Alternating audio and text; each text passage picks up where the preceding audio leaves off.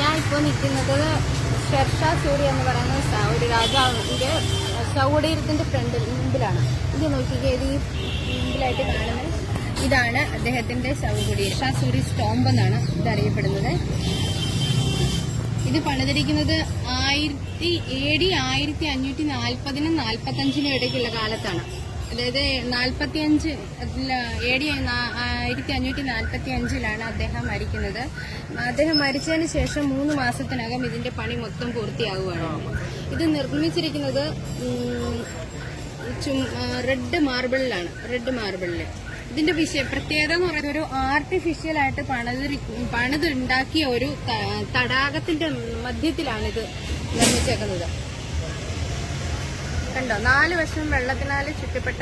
ഇതിനെക്കുറിച്ച് ഒരു ചെറിയ ഡിസ്ക്രിപ്ഷൻ ഇവിടെ കൊടുത്തിട്ടുണ്ട്. Tomb of Sher Shah Suri. ഷെർഷാ ഇദ്ദേഹത്തിന്റെ ഒറിജിനൽ ആയിട്ടുള്ള പേര് ഫരീദ് ഖാൻ എന്നായിരുന്നു. പിന്നീടാണ് ഷെർഷാ എന്നുള്ള പേര് കിട്ടിയത്. ഇത് അദ്ദേഹം ടൈഗറുമായിട്ട് ഫൈറ്റ് ചെയ്യുമായിരുന്നു എന്നാണ് പറയുന്നത്. അങ്ങനെയാണ് ഷെർഷാ എന്ന പേര് സ്വീകരിച്ചത്. ഇദ്ദേഹത്തിന്റെ വിശേഷത എന്ന് പറഞ്ഞാൽ നല്ല ഒരു അഡ്മിനിസ്ട്രേറ്ററും അതോടൊപ്പം നല്ലൊരു മിലിറ്ററി ജനറലും കൂടെ ആയിരുന്നു ഈ ഷെർഷാ. ഇദ്ദേഹമാണ് ഈ സൂരി ഡൈനാസ്റ്റിയുടെ സ്ഥാപകനും കൂടെ. അദ്ദേഹത്തിൻ്റെതാണ്, അതായത് അദ്ദേഹം ഈ സാസാറാമിലെ രാജാവായിരുന്നു. സാസാറാമിൽ നിന്ന്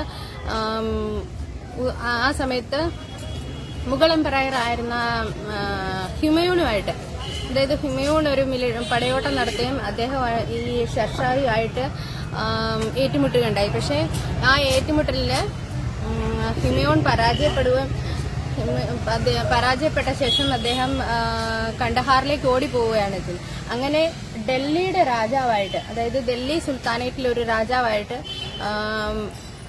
ഇദ്ദേഹം 5 വർഷം ഡൽഹി ഭരിക്കുകയുണ്ടായി. ആ 5 വർഷം ഭരിച്ച സമയത്ത്, അതായത് 1540 മുതൽ 45 വരെയുള്ള കാലത്താണ് ഷെർഷാ സൂരി ഡൽഹിയുടെ രാജാവായിട്ട് എംപറർ ആയിരുന്നത്. അദ്ദേഹത്തിന്റെ ഒരു പ്രത്യേകത എന്ന് പറഞ്ഞാൽ നല്ല ഒരു അഡ്മിനിസ്ട്രേറ്റർ. അദ്ദേഹത്തിന്റെ സമയത്താണ്, അദ്ദേഹം ഈ ദില്ലിയുടെ രാജാവായിരുന്ന സമയത്താണ് ഇദ്ദേഹത്തിന്റെ എടുത്തു പറയേണ്ട ഒരു കാര്യം കൂടി ഉണ്ട് കേട്ടോ. നമ്മുടെ ഇന്ത്യൻ റുപ്യ എന്ന് പറയുന്നത് അദ്ദേഹത്തിന്റെ ആവിഷ്കാരമാണ്. അതായത് ഇദ്ദേഹമാണ് ഇന്ത്യൻ റുപ്പി എന്നുള്ള ഒരു സംവിധാനം, അതായത് ആദ്യമായിട്ട് വെള്ളിയുടെ സിക്ക, അതായത് ഗോൾഡിന്റെ, സിൽവറിന്റെ, കോപ്പറിന്റെ, ഗോൾഡിന്റെ നാണയത്തിന് മഹൂർ എന്നാണ് പറഞ്ഞത്. അതേസരത്തി ഈ വെള്ളിയുടെ സിക്കയ്ക്ക് റുപ്പിയായിരുന്നു, കോപ്പറിന്റെ നാണയത്തിന് പൈസ എന്നും. ആ ഒരു സംവിധാനമാണ് ഇന്നും നമ്മുടെ ഇന്ത്യയിൽ ഫോളോ ചെയ്യുന്നത്. ആ റുപ്പിയ എന്ന ആശയം തന്നെ ഉണ്ടായത് ഇദ്ദേഹത്തിൻ്റെതാണ്, ഈ ഷെർഷാ സൂരിയുടെയാണ്. അതുപോലെ തന്നെ ഇദ്ദേഹം പണിതാണ് ഈ വലിയ ഏഷ്യയിലെ തന്നെ ഏറ്റവും നീളം കൂടിയ റോഡായിട്ടുള്ള ഗ്രാൻഡ് ട്രങ്ക് റോഡ്. അതും ഈ പെഷവാർ മുതൽ, അതായത് വെസ്റ്റ് ബംഗാൾ മുതൽ പാകിസ്ഥാൻ വരെ, പെഷവാർ വരെയും നീളത്തില് ഈ റോഡ് പണിത് അതിനെ, അതായത് ട്രേഡിനെ ഡെവലപ്പ് ചെയ്യാൻ വേണ്ടിയിട്ടാണ് അദ്ദേഹം ഈ റോഡ് നിർമ്മിച്ചത്. അതായത് ഈ ടോംബിലേക്ക് പോകാനുള്ള പ്രവേശന കവാടമാണിത്. ഇത് കണ്ടോ, നിങ്ങൾ നോക്കി, എത്രയോ വർഷങ്ങൾക്ക് മുമ്പ് ഇത്രയും വലിയ കല്ലുകൾ കൊണ്ടാണ്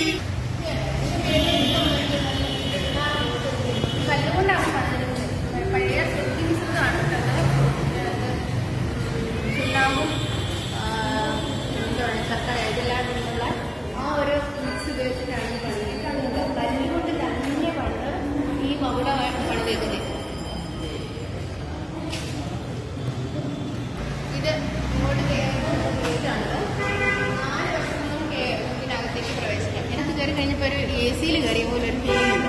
ഇതുണ്ട്, ഇങ്ങോട്ട് നോക്കി, ഇതിലുള്ള കല്ലൊക്കെ ചെയ്ത് വെച്ചിരിക്കുന്നത് എങ്ങനെയാണ്.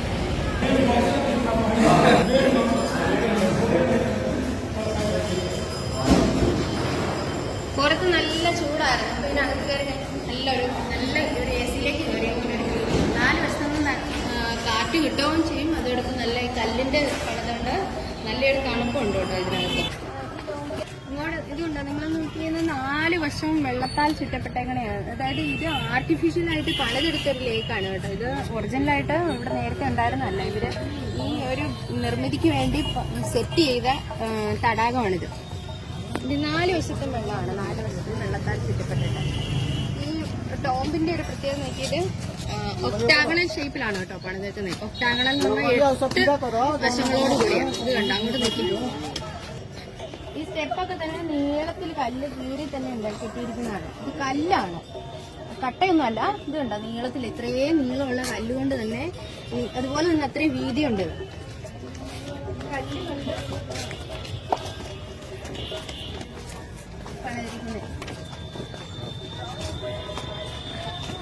കണ്ടോ. 2 വശവും ചെറിയ ചെടികളൊക്കെ വെച്ച് നല്ല ഭംഗിയായിട്ട് അതൊക്കെ വെട്ടി എന്തായാലും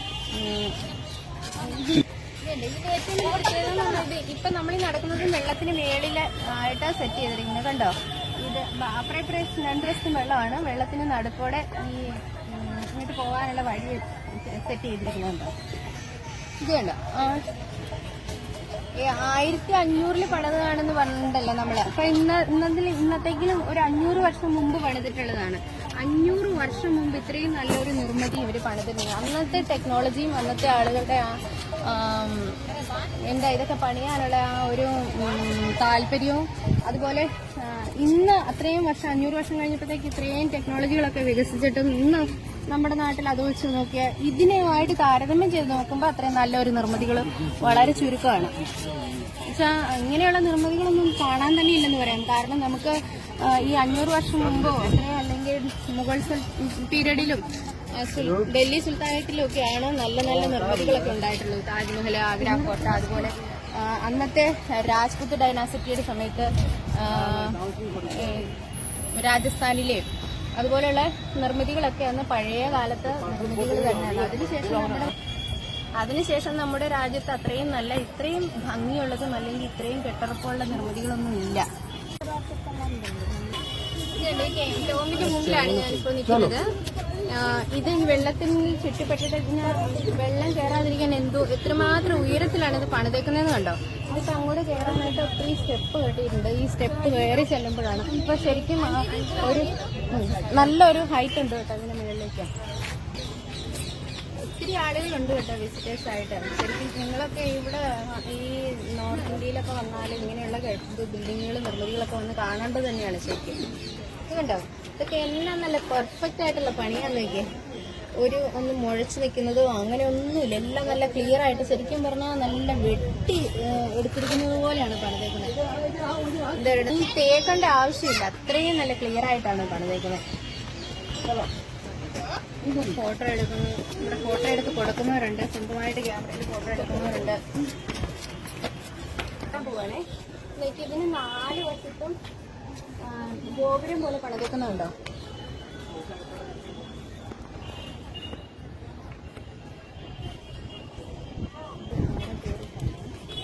അങ്ങനെ ഈ ടോമിനകത്ത് പ്രവേശിച്ചിട്ടോ. ഇത് നോക്കിയാൽ ഇവിടെ മൊത്തം ഇത് കല്ല് പിരിച്ചേക്കുന്നതാണ്. നല്ല ശരിക്കും എന്താ പറയണ മാർബിളോ അല്ലെങ്കിൽ നമ്മളിപ്പോൾ ഈ തറയിൽ വിരിക്കുന്ന കല്ലൊക്കെ വിരിക്കുന്നത് എത്ര ക്ലിയർ ആയിട്ടാണ്, എത്ര ഭംഗിയായിട്ടാണ് വിരിക്കുന്നത്.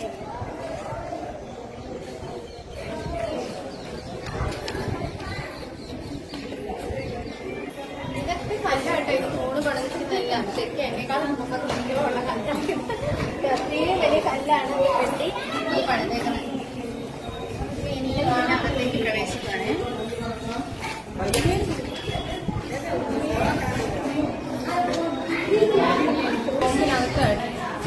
ഈ ടോമ്പിനകത്താണ് ഞാൻ ഇപ്പോൾ നിൽക്കുന്നത്. ഇത് ഇവിടെ ശരിക്കും ഇദ്ദേഹത്തിന്റെ ടോമ്പ്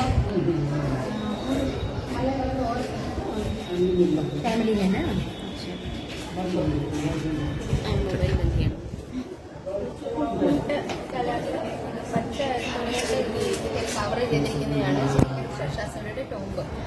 അദ്ദേഹത്തിന്റെ ശവകുടീരം, അദ്ദേഹത്തെ അടക്കം ചെയ്തിരിക്കുന്ന ഇവിടെയാണ്. അതോടൊപ്പം കുറേയേറെ കല്ലറകളുണ്ട്. അദ്ദേഹത്തിന്റെ ഫാമിലി മെമ്പേഴ്സ് ആണെന്നാണ് ഇവിടെ തന്നെ അടക്കിയിട്ടുള്ളത്. ഇത് ശരിക്കും അദ്ദേഹം മരിക്കുന്നതിന് മുമ്പ് തന്നെ പണി ആരംഭിച്ചതാണ്.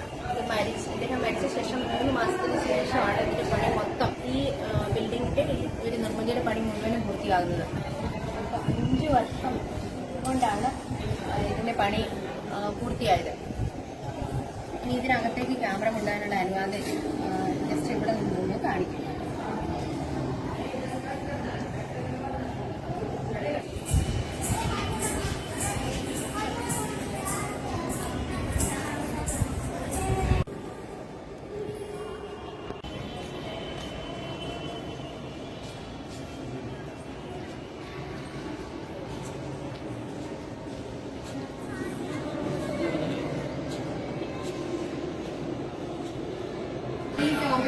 ചെറിയ വിവരണം കൊടുക്കുന്നത് this tomb built for himself by സുൽത്താൻ.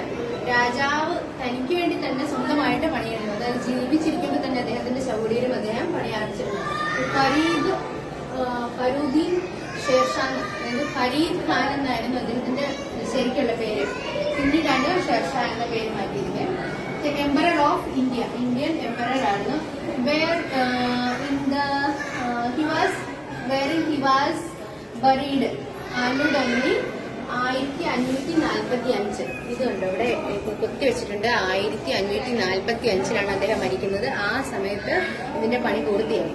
അതിനകത്ത് ശരിക്കും ഫോട്ടോ എടുക്കാൻ സമ്മതിക്കുന്നില്ലായിരുന്നു. പക്ഷെ ഇവിടെ നിന്ന് ഇത് വെളിയിലാണ്, ഇതിന്റെ വെളിയിലത്തെ ഗേറ്റിനടുത്തുനിന്നാണ് ഈ പച്ച കടല് കാണുന്നതാണ് അദ്ദേഹത്തിന്റെ ശവകുടീരം. ബാക്കി കാണുന്ന കല്ലറകളൊക്കെ അദ്ദേഹത്തിന് അവരുടെ കുടുംബാംഗങ്ങളുടെയാണ്. അദ്ദേഹത്തിന് 2 മക്കളായിരുന്നു എന്നാണ് പറയുന്നത്.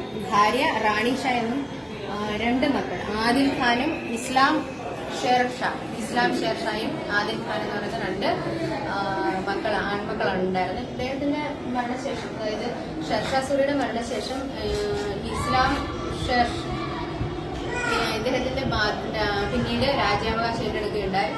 എങ്കിലും അതുപോലെ ഈ ഡൽഹി സുൽത്താനായിട്ട്, അതായത് ഡൽഹിയിൽ പിന്നെ അധിക കാലം അദ്ദേഹത്തിന് പിന്തുടരാൻ രാജാവായിട്ടിരിക്കാൻ സാധിച്ചില്ല. അതിനകത്തേക്കും ഈ ഹിമയൂൺ തിരിച്ചു വന്ന് അദ്ദേഹത്തിന്റെ റിലേറ്റീവ്സ് ആയിട്ട് അഫ്ഗാനിൽ ഉണ്ടായിരുന്ന ആളുകളെയൊക്കെ കണക്ട് ചെയ്ത് അവരുമായിട്ട് ഒരു സൈന്യവുമായിട്ട് തിരിച്ചു വന്ന് ഈ സൂർ എംപയറുമായിട്ട് യുദ്ധം ചെയ്ത് വീണ്ടും ഡൽഹി തിരിച്ചു പിടിക്കുകയാണ് ഉണ്ടായത്. അതായത് മുഗൾ എംപയർ പുനഃസ്ഥാപിക്കപ്പെടുകയാണ് ഹിമയൂണിന്റെ കാലത്ത് തന്നെ.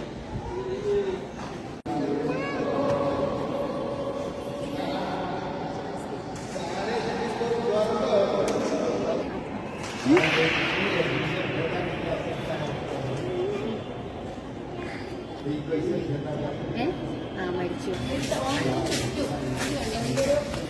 ഇടനാഴി പോലെ ചുറ്റും ശരിക്കും ഇത് ഒക്ടാവ് ക്ഷേത്രമാണ് പണിതിരിക്കുന്നത്. അതായത് 8 മുഖങ്ങളോട് കൂടിയാണ്.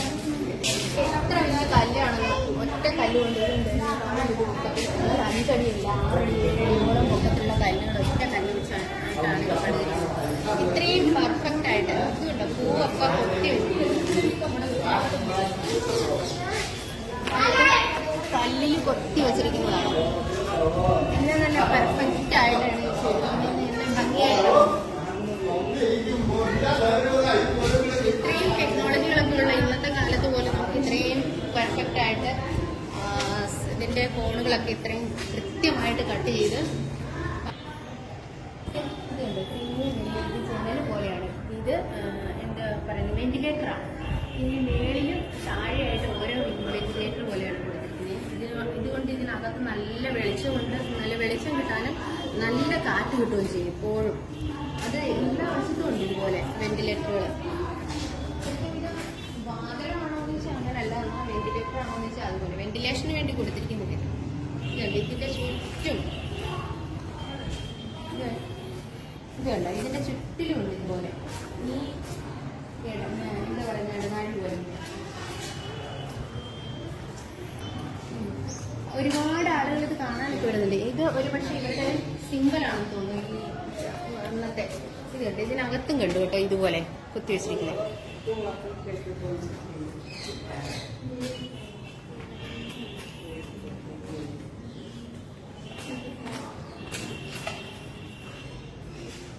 ഉൾവശത്തും ഇതുപോലെ ചെറിയ ഗോപുരമായിട്ട് പണിതിട്ടുണ്ട്. ഇതൊരു പക്ഷേ കാവൽക്കാർക്ക് നോക്കാനും അങ്ങനെയൊക്കെ ആയിരിക്കും, ആളുകൾക്ക് അല്ലെങ്കിൽ ഇരിക്കാനോ അങ്ങനെയൊക്കെ സൗകര്യങ്ങളോട് കൂടിയാണ് പണിതിട്ടുണ്ട്.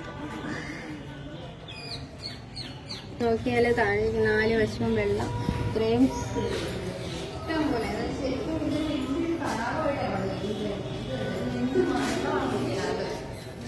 അതുപോലെ 4 വശത്തും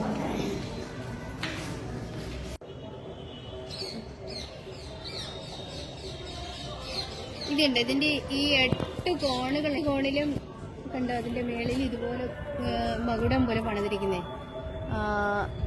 അതിന്റെ മേളിലും വീണ്ടും അതുപോലെ തന്നെ 8ആയിട്ട് തിരിച്ചിട്ട് കണ്ടോ, അതിന് മേളിലുണ്ട്. ഇത് അതിന്റെ ഏറ്റവും ടോപ്പിലായിട്ടാണ് ഇതിന് ശരിക്കുള്ള മകുടം പണിതേക്കുന്നത്. ശരിക്കും സെക്കൻഡ് താജ്മഹൽ ഓഫ് ഇന്ത്യ എന്ന് പറയുന്നുണ്ട് കേട്ടോ ഈ ഒരു നിർമ്മിതിക്ക്, അതായത് ഈ ഷെർഷാ സൂരിയുടെ ടോംബിന്. സെക്കൻഡ് താജ്മഹൽ എന്നുള്ളത് ബീബി കാ മക്ബറയാണ്. ബീബി കാ മക്ബറ എന്ന് പറഞ്ഞാൽ ഔറംഗസേബിന്റെ ഭാര്യയെ അടക്കാൻ ചെയ്ത ബീബി കാ മക്ബറ എന്നാണ് അറിയപ്പെടുന്ന ആഗ്രയിലെ ഫത്തേപൂർ സിക്രി.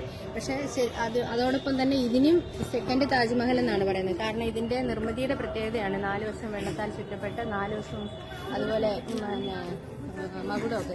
ഇത് താജ്മഹൽ പണിയുന്നതിനും ഒരുപാട് വർഷങ്ങൾക്ക് മുമ്പ് പണിതാണ്. കാരണം ഹുമയൂണിന്റെ കാലത്താണ് ഇത് പണിയുന്നത്. ഹുമയൂണിന്റെ മകനായ ജഹാംഗീറിന്റെ മകനാണ് ഷാജഹാൻ.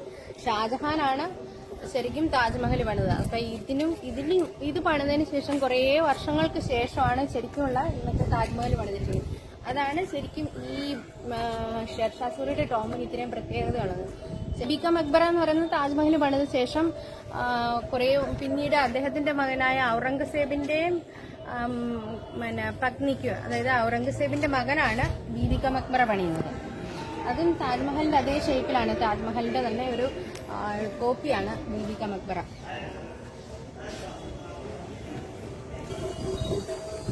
ഇത് കണ്ടോ, ഇത് നമുക്ക് ഈ തടാകം കാണാനായിട്ട് എല്ലാ വശത്തും ഇതുപോലെ ചെറിയ കെട്ടി പൊക്കി ഉയർത്തിയേക്കുന്നതാണ്. ഇത് കാണുമ്പോൾ അറിയാം അന്നത്രയും വർഷങ്ങൾക്ക് മുമ്പ് ഇതുണ്ട് ഈ തടാകത്തിന്റെ നിരപ്പിൽ നിന്ന് ഇത്രയും ഉയരത്തിൽ ഇത് പൊക്കി കെട്ടണമെങ്കിൽ ഇതിന് എന്തുമാത്രം മണ്ണൊക്കെ ഇട്ട് നികത്തിയിട്ടാണ് ഇത് ഇത്രയും പൊക്കിയിരിക്കുന്നത്. അപ്പൊ അത്രയും വർഷങ്ങൾക്ക് മുമ്പ് ഇന്നത്തെ പോലെ ടെക്നോളജികളും JCB ഒന്നും ഇല്ലാതിരുന്ന കാലത്താണ് ഇത്രയും ഉയരത്തിൽ ഈ കെട്ടിടം പണിത്. അതുപോലെ അത്രയും വലിയ കല്ലുകളൊക്കെ അതിന്റെ മേളിൽ എത്തിച്ചേക്കുന്നത് നിൽക്കും. ഈ ലേക്കിന്റെ അടുത്തേക്ക് ഇറങ്ങി പോകണം. എല്ലാ